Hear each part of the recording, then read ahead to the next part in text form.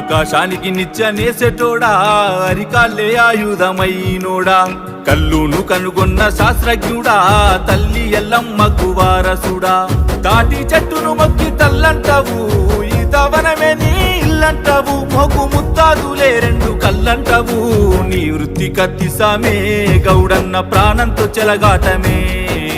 ముంతేడు కళ్ళు కోసం ఎంతటి త్యాగాన్ని కొడిగడుతవే నీ వృత్తి కత్తిసామే గౌడన్న ప్రాణంతో చెలగాటమే ముంతేడు కళ్ళు కోసం ఎంతటి త్యాగాన్ని కొడిగడుతవే